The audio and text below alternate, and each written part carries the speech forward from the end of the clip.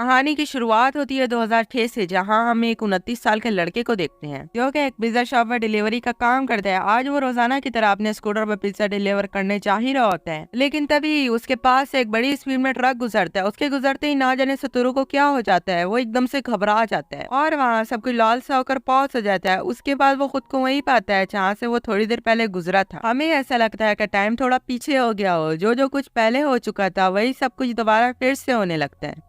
उसके बाद सतोरू घबराते हुए अपने मन में कहता है, ये रिवाइवल फिर से हो गया। अब ये रिवाइवल क्या है ये आपको वीडियो में आगे पता चलेगा। उसके बाद वो बड़ी गौर से इधर उधर देखने लगता है कि गड़बड़ कहाँ पर है। अभी उसके बाद से वही ट्रक दोबारा गुजरता है। इस बार सतोरू ये नोटिस करता है कि ट्रक ड्राइवर ने तो स्टीयरिंग व्हील को सही तरह से पकड़ा ही नहीं होता। उसके बाद सतोरू एकदम से अपना स्कूटर पीछे घुमाता है और जोर जोर से चीख कर ट्रक ड्राइवर को ट्रक रोकने को कहता है, लेकिन इसका भी कोई फायदा नहीं होता। पर तभी सतोरू की नजर ट्रक के साइड मिरर में पड़ती है और सतोरू देखता है कि ट्रक ड्राइवर तो सो रहा है। लेकिन तभी सतोरू अपने सामने एक बच्चे को रोड क्रॉस करते हुए देखता है। सतोरू उस ट्रक ड्राइवर को उठाने की बहुत कोशिश करता है, लेकिन जब वो नहीं उठता तब सतोरू अपना हाथ किसी तरह स्टीयरिंग व्हील तक पहुंचाकर स्टीयरिंग व्हील को एंड वक्त पर घुमा देता है, जिसकी वजह से वो बच्चा बाल बाल बचता है और इस चक्कर में वो दूसरी लाइन में जाकर एक कार से टकरा जाता है। अगले सीन में उसकी आंखें एक हॉस्पिटल में खुलती हैं, जहाँ वो अपने सामने अपनी क्लीक आयरी कादागिरी को देखता है। कादागिरी उसे बताती है, मुझे तुम्हारी काफी फिक्र हो रही थी, तुम 2 दिनों से बेहोश थे। कादागिरी उसे कहती है, मुझे पहले ऐसा लगता था कि तुम काफी बोरिंग खड़ूस से आदमी हो जो खाली अकेले रहना पसंद करते हैं, लेकिन मुझे तुम्हारी एक नई साइड देखने को मिली। मैं वहीं पर थी, मैंने देखा कि कैसे तुमने अपनी जान की परवाह किए बगैर उस बच्चे की जान बचाई। तुम्हें पता है उस ट्रक ड्राइवर को ड्राइविंग के दौरान ही हार्ट अटैक आ गया था, जिससे उसकी मौत हो गई।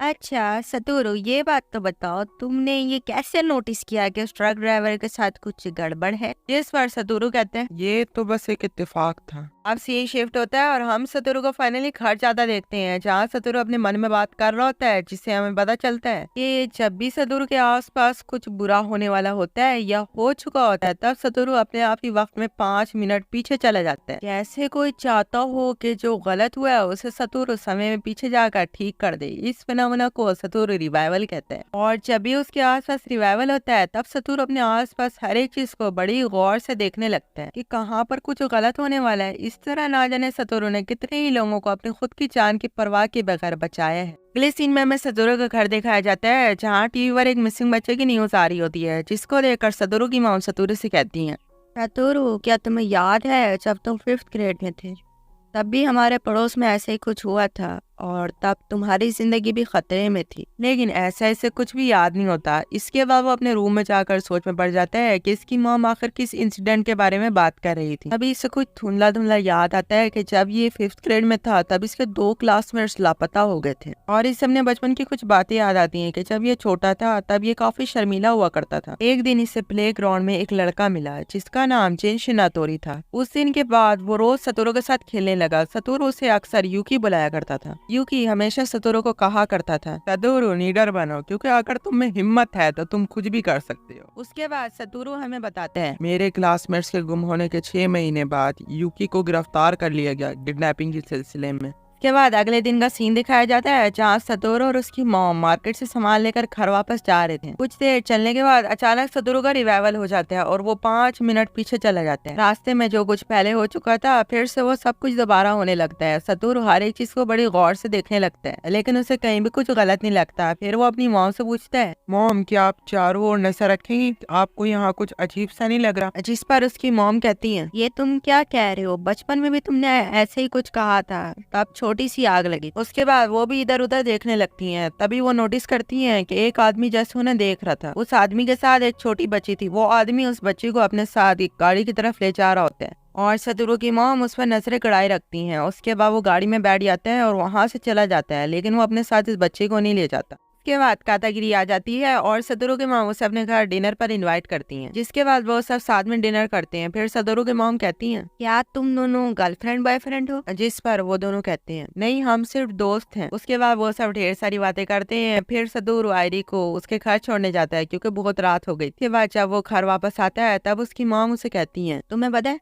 जब हम मार्केट से वापस आ रहे थे तब तुमने अनजाने में से लेकिन एक बच्चे को किडनैप होने से बचा लिया। उसके बाद अगले दिन का सीन दिखाया जाता है जहाँ सतोरू एक बुक शॉप में पुराना आर्टिकल पढ़ रहा था। उस आर्टिकल में उसके 5th ग्रेड के दौरान 2 बच्चों वाली किडनैपिंग का वाकया लिखा हुआ था। उसमें लिखा हुआ था कि जिन शिनातोरी यानी कि यूकी ने 2 बच्चों का किडनैप करके उनका कत्ल किया था, जिसके बाद जब वो पकड़ा गया तब उसे सजाए मौत हुई। साथ ही उसे वहाँ पर उन किडनैप किए हुए बच्चों में से एक का नाम भी दिखाई देता है जो कि कायो हिनाजुकी था। ये नाम पढ़ते ही उसे बहुत सारी बातें याद आ जाती हैं, जैसे कि कायो उसकी क्लासमेट थी और वो हमेशा अकेली रहा करती थी। सतोरू ने एक बार रात को स्कूल से घर जाते वक्त उसे पार्क में अकेला खड़ा देखा, लेकिन क्योंकि उन्होंने आपस में कभी बात नहीं की थी तो इसलिए सतोरू उसे अकेला छोड़कर घर चला गया। वो रात आखिरी रात थी जब उसने काया को देखा था। इसके बाद वो गायब हो गई और फिर उसकी बाद में डेड बॉडी मिली, जिसके बाद वो काफी डिप्रेस हो गया था और वो खुद को हमेशा कोसता रहता था कि काश अगर उसने उस रात उसे अपने साथ घर चलने को कहा होता तो आज वो जिंदा होते। दूसरी तरफ हम सतोरू की मॉम को शॉपिंग करते हुए देखते हैं, जो उसी आदमी के बारे में सोच रही होती है जो कल उन्हें बच्ची के साथ दिखा था। वो अपने मन में कहती हैं कि शायद वो आदमी उस बच्ची को अगवा करने वाला था, लेकिन उनके देखते ही उसने अपना इरादा बदल लिया। साथ ही वो अपने मन में कहती हैं कि मेरे देखते ही उसने अपना चेहरा ऐसे छुपा लिया जैसे वो मुझे जानता हो और शायद मैं भी उसे जानती हूँ। तभी उन्हें कुछ याद आता है और हम देखते हैं कि वो एक पुराना आर्टिकल पढ़ रही होती हैं, जिसके अकॉर्डिंग यूकी के पकड़े जाने के बाद भी बच्चों के अपहरण और कत्ल का सिलसिला नहीं रुका, जिसने इस थ्योरी को साबित किया कि यूकी वो कातिल नहीं था और अब उन्हें पता चल चुका था कि असली कातिल कौन है। वो घबरा जाती है कि ना जाने उस आदमी ने कितने बच्चों को किडनैप और कत्ल किया।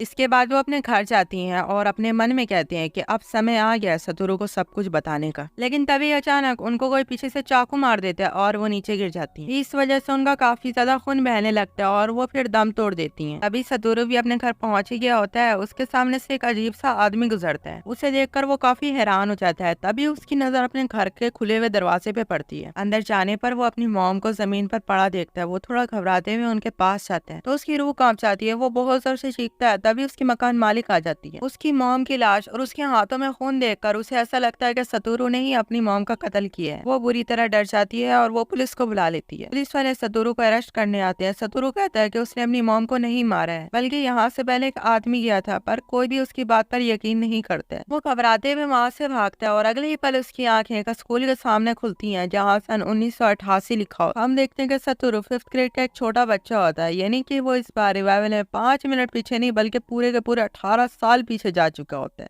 शायद जो कुछ प्रेजेंट में हो रहा है उसका लेना देना 18 साल पीछे हुए वाकये से है, इसीलिए वो इतना ज्यादा पीछे आ गया। और इसी के साथ एपिसोड 1 यहीं पे खत्म हो। सामने आ रही है। फर्स्ट सीन में हम सतोरू को उसकी क्लासरूम में देखते हैं, जहाँ उसे ये समझ नहीं आ रहा था कि आखिर वो समय में इतना पीछे क्यों और कैसे आ गया। के बाद वो छुपके से स्कूल से भागकर अपने घर जाने लगता है क्योंकि उसे अपनी मॉम से मिलना था। घर पहुंचने पर वो घर का मेन डोर लॉक पाता है। शायद उसकी मॉम अभी घर पे नहीं थी। तभी उसे याद आता है कि उसकी माँ वहीं एक बॉक्स के नीचे घर की चाबी छुपा कर रखती थी। वो बॉक्स उठाकर देखता है और उसे चाबी मिल जाती है। उसके बाद वो अपने घर के अंदर जाता है और घर को देखकर और घर की पुरानी चीजों को देखकर उसकी पुरानी यादें ताजा हो जाती हैं और वो काफी खुश हो जाता है। कुछ देर के बाद उसकी मॉम घर आती है और अपनी मॉम को जिंदा देखकर उसकी आंखों से आंसू आ जाते हैं। उसकी मॉम उसका ऐसा अजीब सा रिएक्शन देखकर उससे पूछती है, आज तुम्हें क्या हुआ है? इस पर वो कहते हैं, कुछ नहीं, बस मुझे आपको देखकर खुशी हो रही है। उसके बाद डिनर करते समय सतोरू अपनी मॉम को सॉरी कहता है और उसकी आंखों में आंसू आ जाते हैं। ये देखकर उसकी मॉम को समझ नहीं आ रहा होता कि ना जाने आज इसको हो क्या गया है। उसके बाद सतोरू अपने मन में कहते हैं, ये एक रिवाइवल है,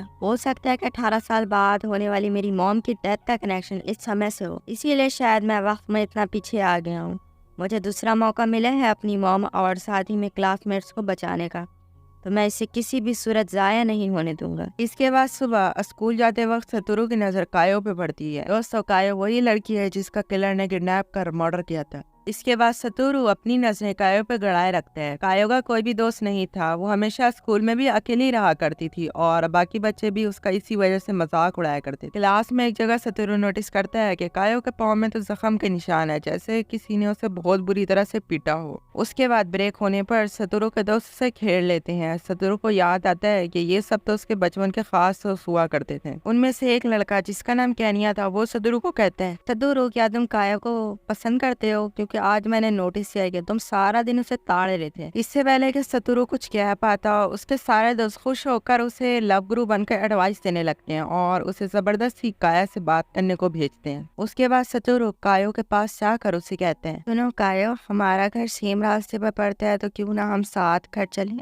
और मैं तुम्हारे साथ दोस्ती करना चाहता हूँ। उसके बाद कायो कहती है, तुम बिल्कुल मेरी तरह ही नकली हो, जैसे तुम बाहर से कुछ और हो और अंदर से कुछ और। उसके बाद कायो उस पर कुछ खास ध्यान नहीं देती है और वहां से जाने लगती है, लेकिन तभी सतोरू से कहते हैं, मैं बस एक दोस्ती करना चाहता हूँ। ये सुनकर कायो कहती है, अच्छा, तो तुम मुझसे दोस्ती करना चाहते हो, तो क्या तुम मुझे बचाने के लिए किसी को मार सकते हो? सतोरू कायो की बात से काफी हैरान हो जाते हैं और वो सोच रहा था कि आखिर इसने ऐसा क्यों कहा। फिर सतोरू को समझ आ जाता है कि कुछ ही दिनों में कायो का मर्डर होने वाले हैं, लेकिन इसके मर्डर से पहले भी इसके साथ कुछ तो बुरा हो रहा है। लेकिन अगर मैं वो पता लगा लूं तो शायद मैं इसकी जान बचा सकता हूँ। और हम देखते हैं कि इन्हें दूर से कोई तो देख रहा होता है। उसके बाद अगले दिन का सीन दिखाया जाता है जहाँ स्कूल से छुट्टी हो गई थी। सतोरू का दोस्त सतोरू से पूछते हैं कि तुम्हारे ग्लव्स कहाँ पर हैं, जिस पर सतोरू ने कहता है कि वो शायद गुम हो गए हैं। इस पर उसके दोस्त कहते हैं कि हो सकता है तुम उन्हें हमारे अड्डे पर भूल गए होगे। सतोरू को याद आता है कि उसका और उसके दोस्तों का बचपन में हाइड आउट हुआ करता था जहाँ पर वो सब मिला करते थे। तब सतोरू ने कहते हैं, क्यों ना आज हम सब हाइड आउट चले, जिस पर शौक होकर उसके दोस्तों से कहते हैं, क्या तुम भूल गए, हम सब ने मिलकर डिसाइड किया था कि हम लोग कुछ दिन तक हाइड आउट नहीं जाएंगे। जिस पर सतोरू घबराते हुए अपने मन में कहता है, उफ,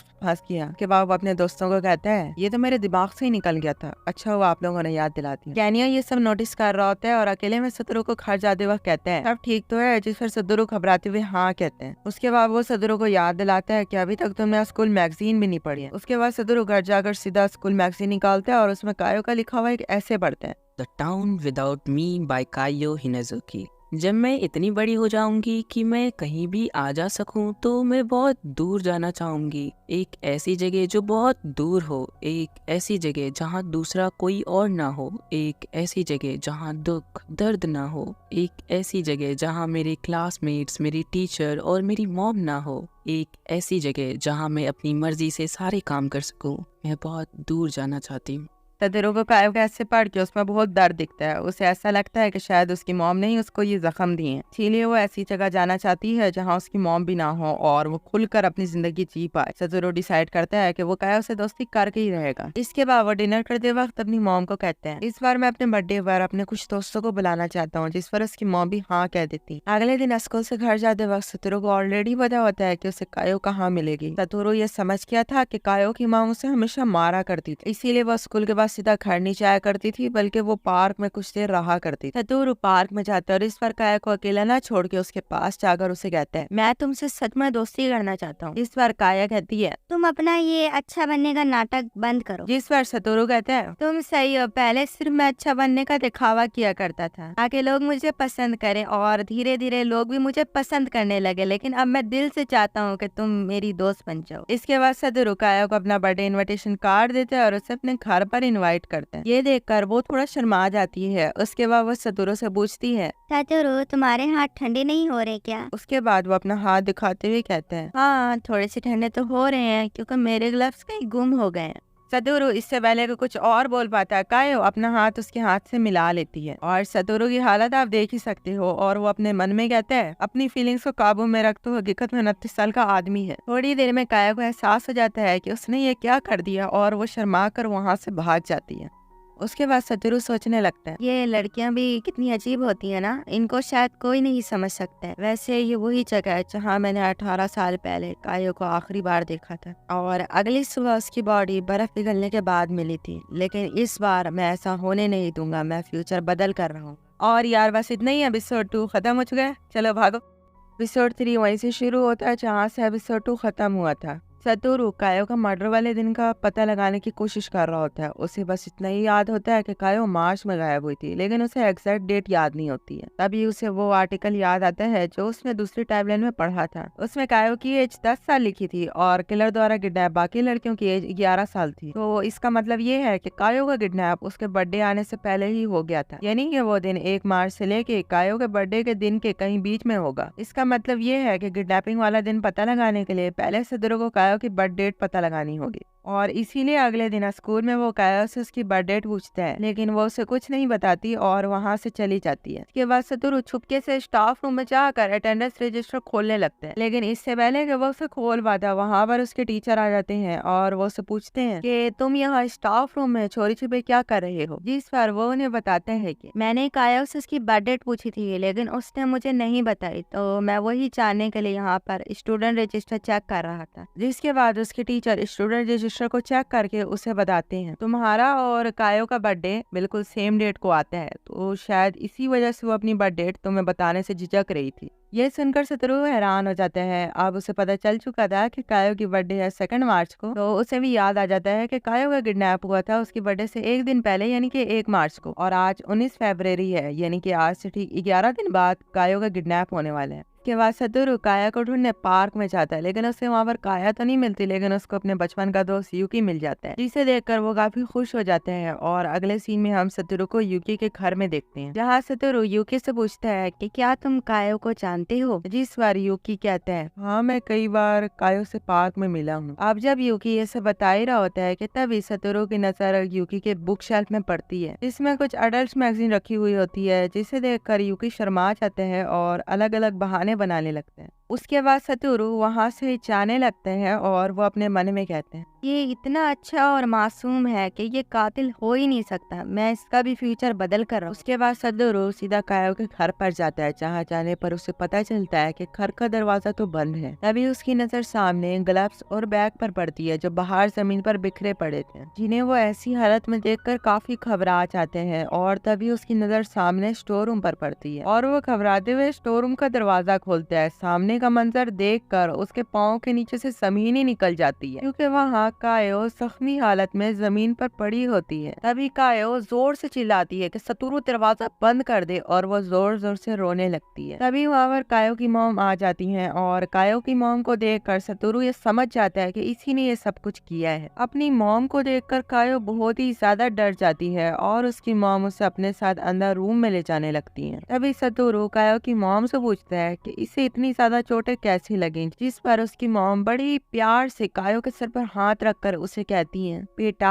जवाब दो। जिस पर कायो कहती है मैं गिर गई थी, जिसकी वजह से चोटें मुझे लग गईं, और वो फिर चुपचाप से अपनी मॉम के साथ चल पड़ती है। ये देखकर सतोरू हैरान हो जाता है कि वो अपनी मॉम से कितना ज्यादा डरती है कि उसे सच बोलने तक की हिम्मत नहीं हुई। इसके बाद रात का सीन दिखाया जाता है, जहाँ कायो की मॉम कायो का सर ठंडे पानी में डुबा रही होती है। वो गुस्से में उसे कहती हैं जल्दी से इस ठंडे पानी से अपनी फेस की सूजन कम कर ले, वरना कल जब तेरे और क्लासमेट्स इसको देखेंगे तो वो तुझसे इसके बारे में सवाल कर। अगले दिन कायो स्कूल में बहुत लेट आती है और उसके वहां पहुंचते ही सतोरू एक और चोट का निशान उसके गले पर नोटिस करते हैं। सतोरू ये समझ चुका था कि कायो की मॉम से ज्यादातर वीकेंड यानी सैटरडे और संडे को मारा करती हैं, और इसी की वजह से कायो हमेशा मंडे को लेट आया करती थी, क्योंकि कायो की मॉम को जख्म छुपाने में टाइम लग जाया करता था।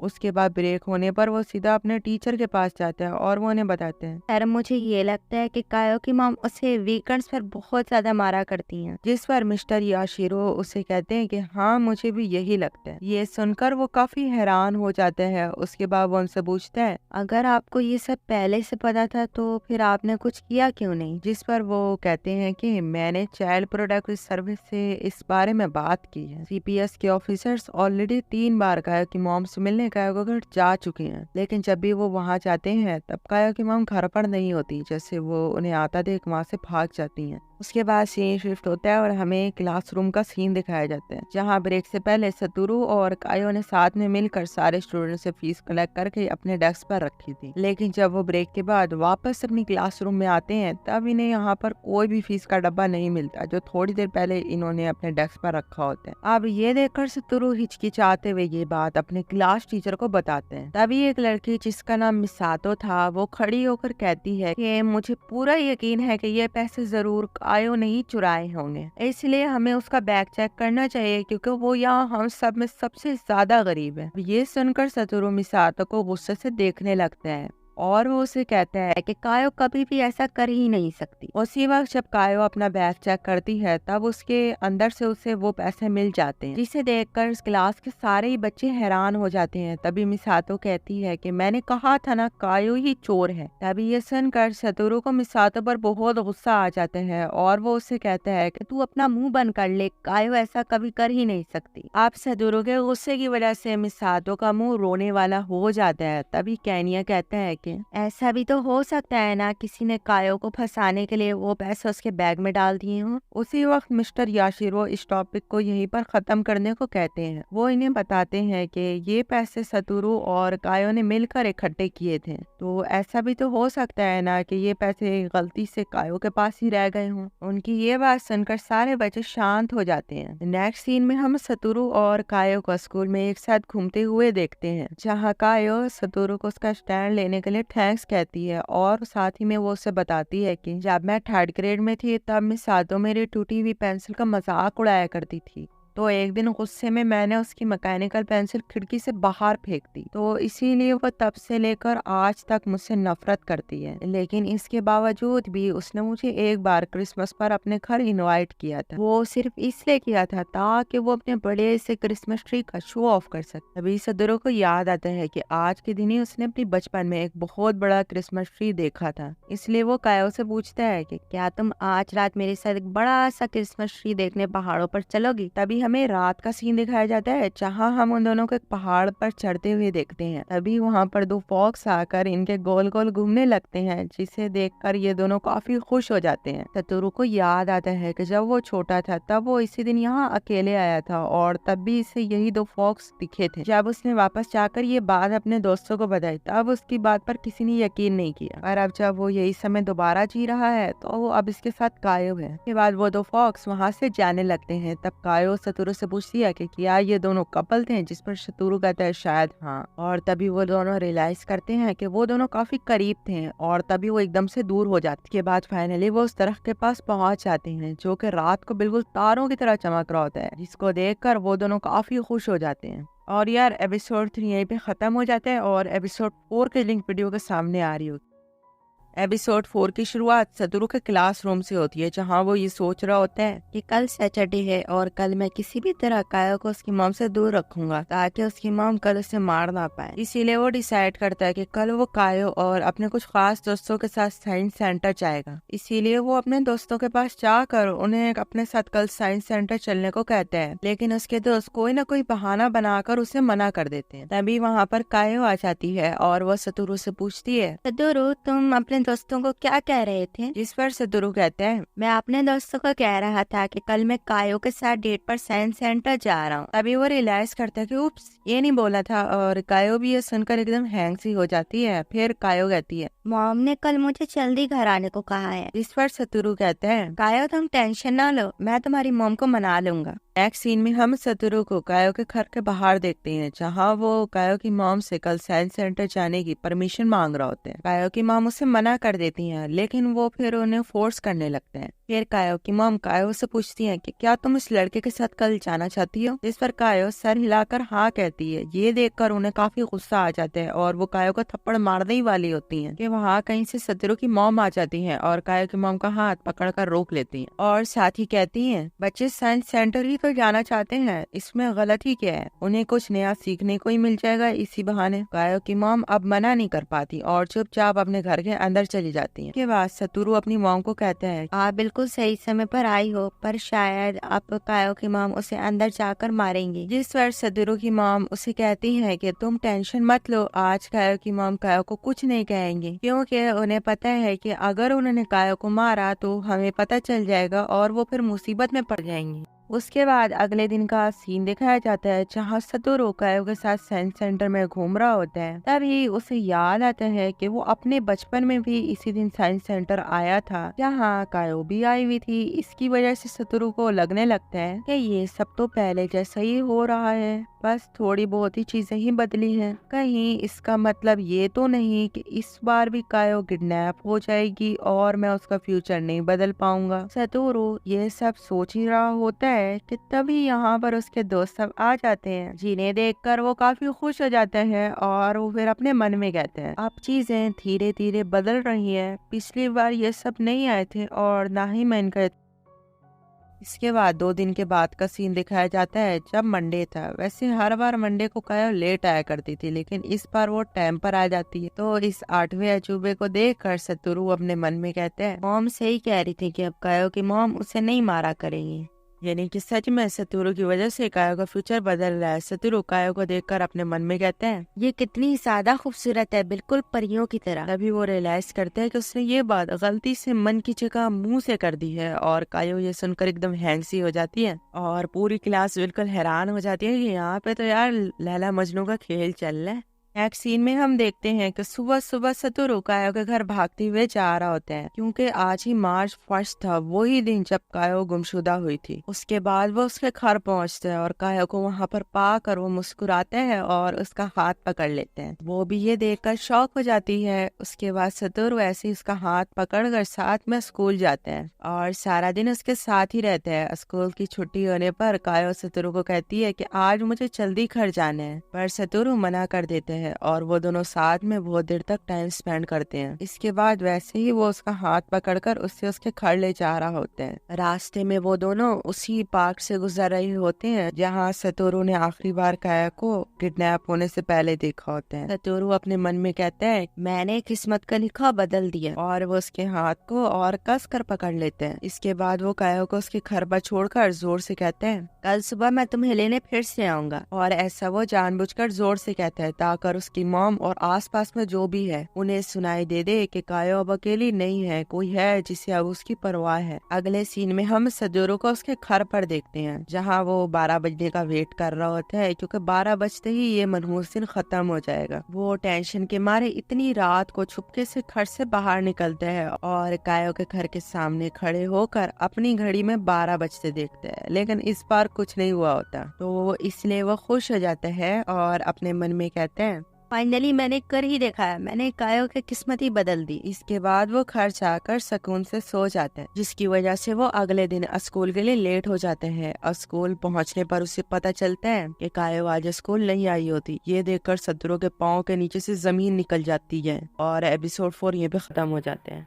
एपिसोड 5 के फर्स्ट सीन में हम सतोरू को स्कूल से कायो के घर की तरफ भागते हुए देखते हैं। वो घर का दरवाजा जोर से खटखटाता है, लेकिन शायद घर में कोई नहीं होता। उसके बाद वो घबराते हुए स्टोर रूम को खोलकर देखता है, लेकिन वहाँ पर भी कायो नहीं होती। तभी वो नोटिस करता है कि स्टोर रूम से किसी के पाँव के निशान बाहर जा रहे हैं, जिन्हें देखकर वो अपने मन में कहते हैं पक्का ये किसी आदमी के रबड़ के जूतों के निशान हैं। उसके बाद हम सतोरू को रोते हुए देखते हैं, क्योंकि आज मार्च 3 को कायो गुमशुदा हो चुकी थी। के बाद हम 2 दिन के बाद का सीन देखते हैं जहां सतोरू की मॉम अपने पुराने कलीग के साथ बात कर रही होती है। वो आदमी एक टीवी रिपोर्टर होता है और उसका नाम माकोतो था। और यहाँ हमें पता चलता है कि पहले सतोरू की मॉम भी एक रिपोर्टर हुआ करती थी। तब वो आदमी सतोरू के मॉम के साथ काम किया करता था। वो आदमी सतोरू की मॉम को कहते हैं पड़ोस के शहर में भी ऐसे ही घटना हुई थी और वहाँ किडनैपर को जल्दी पकड़ लिया गया था। जिस पर सतोरू की मॉम कहती हैं मैं नहीं चाहती हूँ कि सतोरू इस तरह की भयानक यादों के साथ बड़ा हुए। नेक्स्ट सीन में हम सतोरू को उसकी क्लासरूम में देखते हैं जहां उसके टीचर सभी बच्चों से झूठ बोल रहे होते हैं कि कायो बिल्कुल ठीक है और वो अपनी ग्रैंड माँ के यहाँ चली गई है, इसलिए वो अब से यहाँ पढ़ने नहीं आया करेगी। मिस्टर याशिरो इसलिए झूठ बोल रहे होते हैं कि वो और बाकी सारे टीचर ये नहीं चाहते थे कि सारे बच्चे घबरा जाएं। साथ ही हम देखते हैं कि पुलिस कायो की मॉम को ये अपराधी मान रही थी और उनसे पूछताछ कर रही थी। इसके बाद हमें पता चलता है कि कायो के किडनैप होने के 6 दिन बाद पड़ोस वाले शहर से एक और लड़की गायब हो गई। सतोरू मन में खुद को कहता है कि चीजें सिर्फ आगे पीछे हुई, बाकी हो तो वही कुछ रहा है जो समय में पहले भी हुआ था। ऐसा करते करते 10 दिन गुजर गए होते हैं और ना ही कायो का और ना ही कायो के किडनैपर का कुछ पता चला होता है। स्कूल की तरफ जाते जाते सतोरू कायो की मॉम को एक कचरे का बैग बाहर फेंकते हुए देखते हैं। पास जाने पर वो देखता है कि उस थैले के अंदर तो वो ऊन के दस्ताने होते हैं। शायद ये वही गिफ्ट था जो कायो सतोरू के लिए बना रही थी, लेकिन इन्हें देने का प्रॉमिस वो बदकिस्मती से पूरा नहीं कर पाई। ये देखकर वो बहुत जोर से चीखने लगते हैं और डरते हुए वहाँ से भागते हैं। तभी अचानक वो खुद को 2006 में पाते हैं, यानी कि वो अपने सही समय में वापस आ गए होते हैं। तभी वो देखता है कि अभी भी कुछ नहीं बदला होता है, सब वैसे का वैसे ही होता है। उसकी मॉम भी मरी पड़ी होती हैं और उसके पीछे पुलिस पड़ी होती है। वो अपने मन में कहता है कि मैं इतना सब कुछ करने के बाद भी कुछ ना बदल सका, ना मैं काया को बचा सका और ना मैं अपनी मॉम को। उसके बाद वो वहाँ से किसी तरह छुप छुप के भागते हैं और एक ब्रिज के नीचे पहुँचते हैं और डब्बे में छुप जाते हैं। वो अपने मन में सोचता है कि जब मैं अपने रूम में पहुंचा था तब मेरी मॉम की डेड बॉडी के आसपास कहीं भी उनका फोन नहीं था। इसका मतलब ये हो सकता है कि उस फोन में किलर से रिलेटेड कुछ प्रूफ थे, इसलिए वो फोन किलर अपने साथ ले गया। के बाद इसे बहुत भूख लगती है, इसलिए वो एक कैफे में जाता है जहाँ पर इसे अपने बॉस की कॉल आती है। अगले सीन में सतोरू अपने बॉस के घर पे होता है। शायद उसके बॉस को इस बात की खबर नहीं होती कि सतोरू ने अपनी मॉम का मर्डर कर दिया है, इसीलिए तो उसके बॉस ने उसे अपने घर डिनर पर इन्वाइट किया होता है। इसके बाद सतोरू का बॉस अपने घर से बाहर कोल्ड ड्रिंक लेने जाता है। तभी सतोरू टीवी में देखता है कि उसके बारे में तो टीवी में न्यूज आ रही होती है। उसके बाद वो घबराते हुए खिड़की के बाहर देखता है तो उसे लेने तो पुलिस आई होती है और वो पुलिस सतोरू के बॉस ने बुलाई होती है।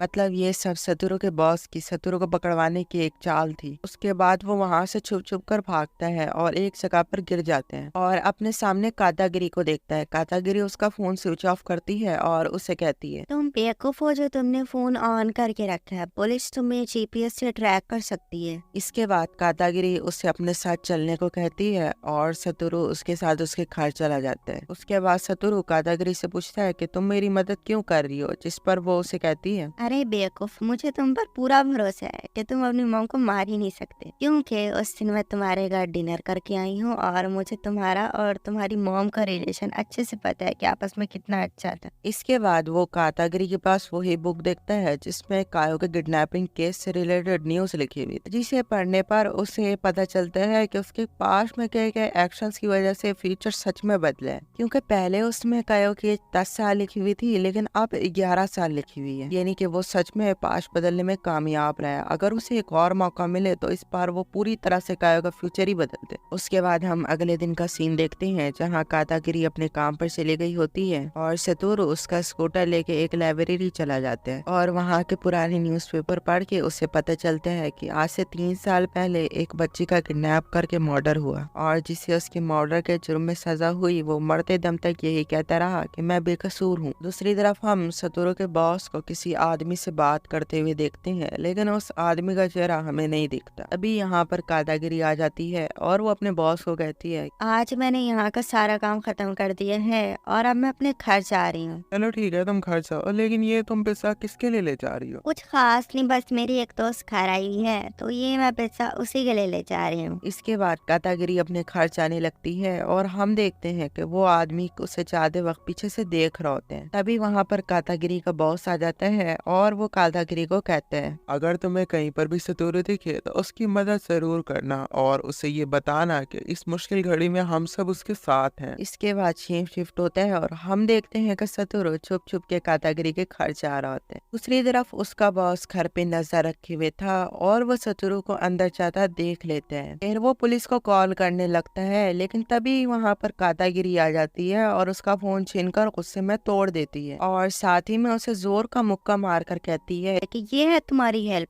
उसका बॉस उसे कहता है कि बस मुझे तुम्हारी फिक्र हो रही थी कि कहीं तुम्हें कुछ हो ना जाए। इस पर कातागिरी कहती है, अगर सच में तुम्हें मेरी परवाह है तो ये सब प्लीज पुलिस को मत बताना, वरना मैं और मेरी पूरी फैमिली इस केस में फंस जाएंगे। उसके बाद कातागिरी सतोरू को छुपाकर उसी ब्रिज के नीचे चली जाती है, क्योंकि कातागिरी को शक था कि कहीं पुलिस उसके घर न आ जाए। वहाँ पर सतोरू आयरी से पूछता है कि हम इतने अच्छे दोस्त भी नहीं है, फिर तुम मेरी इतनी मदद क्यों कर रही हो? जिस पर आयरी बताती है कि बचपन में मेरे मामू पर भी एक दुकानदार ने चोरी का इल्जाम लगा दिया, जबकि उन्होंने ऐसा कुछ किया ही नहीं था, पर किसी ने भी उनकी बातों पर एतबार नहीं किया, जिसकी वजह से उन्हें 3 महीने का सस्पेंशन झेलना पड़ा और साथ ही में लोगों से कई ताने भी, जिससे तंग आकर वो अपनी जॉब और अपनी वाइफ को छोड़कर चले गए। तो इसलिए मुझे अच्छे से पता है कि तुम्हें कैसा फील होता है जब तुम सही हो लेकिन फिर भी भी तुम पे कोई झूठा इल्जाम लगाते, चाहे पूरी दुनिया तुम्हारे खिलाफ हो, लेकिन अगर तुम पे एतबार करने वाला कोई एक भी है तब भी तुम कभी अकेले नहीं होते। और इसके बाद कातागिरी सतोरू के लिए खाना लाने के लिए अपने घर चली जाती। घर पहुंचकर वो देखती है कि उसके बॉस ने पुलिस नहीं बुलाई होती। तभी उसके फोन पर एक मैसेज आते हैं और वो देखती है कि वो मैसेज सतोरू की मॉम के फोन नंबर से आया होता है और उस मैसेज में लिख रखा होता है, मैं सतोरू हूँ, तुम जहाँ पर भी हो वहीं रहो। तभी आयरी नोटिस करती है कि उसके दरवाजे के बाहर से धुआं आ रहा होता है। जैसे ही वो दरवाजा खोलती है खुद को आग से घिरा हुआ पाती है क्योंकि उसके पूरे घर में आग लग चुकी होती है और धुएं की वजह से वो वहीं पर बेहोश हो जाती है। और इसी के साथ एपिसोड 5 यहीं पे खत्म हो।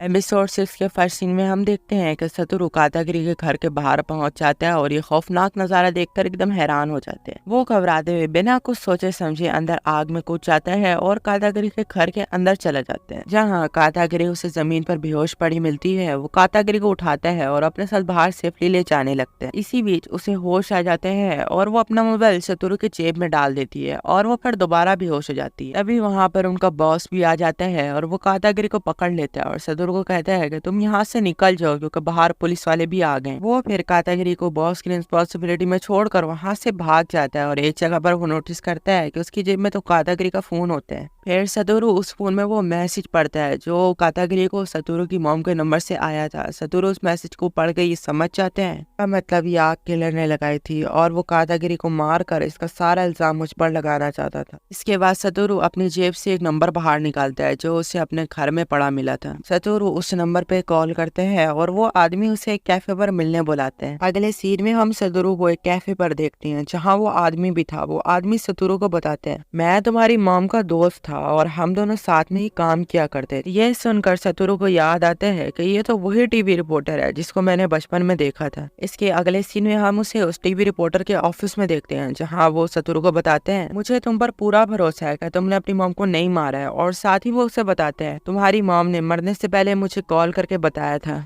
किडनैपिंग और मर्डर के केसेस जो आज से 18 साल पहले हुए थे उनको अंजाम देने वाला किलर जिन शिनातोरी नहीं बल्कि कोई और था। वो आदमी आखिर था कौन, इसका बताने के लिए सतोरू की मॉम ने अगले दिन माकोतो को मिलने बुलाया था, लेकिन इससे पहले उनका रात को मर्डर हो गया। इसके बाद वो उसे बताते हैं कि 2 मार्च 1988 की रात को कायो की माँ और उसके बॉयफ्रेंड ने कायो को बहुत बुरी तरह से पीट कर स्टोर रूम में बंद कर दिया। इसके बाद वो उस स्टोर रूम से गायब हो गई। फिर कायो की माँ ने अगले दिन 3 तारीख की रात को ठीक 11:30 पर तुम्हारे घर कॉल की और कायो के बारे में तुम्हारी मॉम से पूछा। पहले पुलिस का शक तो कायो की मॉम पर ही था, पर पुलिस को स्टोर रूम के बाहर जूतों के निशान मिले जो बिल्कुल यूकी के जूतों की तरह थे। पुलिस ने सारे क्लूज को मिलाकर ये नतीजा निकाला कि उस रात यूकी ने कायो को स्टोर रूम से बाहर निकाल कर बेहोश कर दिया। उसके बाद उसके सर पर ठंडे पानी का स्प्रे किया ताकि वो ठंड के मारे मर जाए। बॉडी का टेम्परेचर 20 डिग्री कम होने पर वो मर चुकी थी, लेकिन इसके बावजूद भी उसने आधे घंटे तक इंतजार किया ताकि उसके बचने की कोई उम्मीद न रहे और सुबह होने से पहले उसकी लाश को वापस स्टोर रूम में रख दिया। अगले दिन तक जब उसकी माँ ने उसे मरा हुआ देखा वो काफी घबरा गई और उसकी लाश को उसने छुपा दिया और उसने ऐसे एक्ट किया जैसे कायो गुम हो गई हो। पुलिस ने यूकी को मुलजिम करार देकर उसे मौत की सजा दी, लेकिन कभी भी उसने अपना वाले जुर्म कबूल नहीं किया। ऐसे ही मिलती जुलती घटना पड़ोस के शहर में भी हुई, लेकिन जिन्हें भी पकड़ा गया वो सब यही कहते थे कि हम बेकसूर हैं और किसी ने भी अपना इकबाल जुर्म कबूल नहीं किया। जिस पर सतोरू कहता है, इसका मतलब कि यूकी वो किलर नहीं था और बाकी सब भी बेगुनाह थे, मतलब कि सारों का किलर एक ही है और वो आज भी शहर में खुलेआम घूम रहा है। वो जानबूझकर क्राइम सीन पर ऐसे एविडेंस छोड़ देता है जिससे कोई बेगुनाह फंस जाए। जिस पर माकोतो कहते हैं, एग्जैक्टली यही बात आज से 18 साल पहले मैंने की थी, लेकिन किसी ने भी मेरी बात पर यकीन नहीं किया।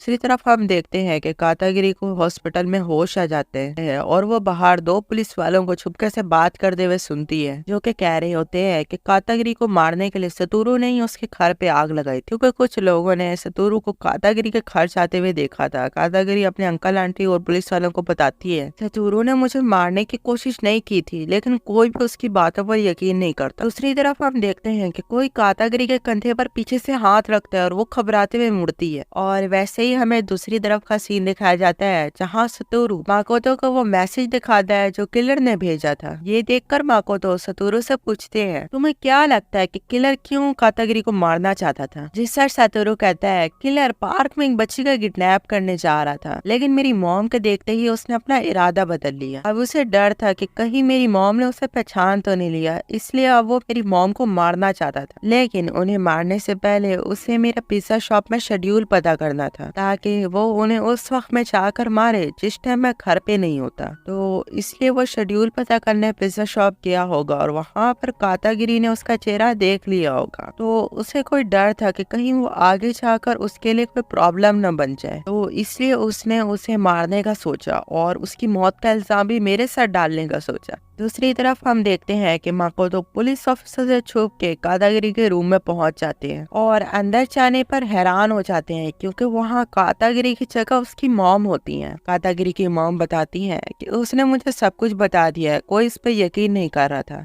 लेकिन मुझे अपनी बेटी पर पूरा भरोसा है, इसलिए मैंने उसकी जगह ले ली। इसलिए वो सतोरू से मिलने चुपके से हॉस्पिटल से भाग गई और हम देखते हैं कि कोई ब्लैक कलर की कार उसका पीछा कर रही होती है। दूसरी तरफ सतोरू को कातागिरी की कॉल आती है और वो उसे ब्रिज के नीचे मिलने बुलाती है।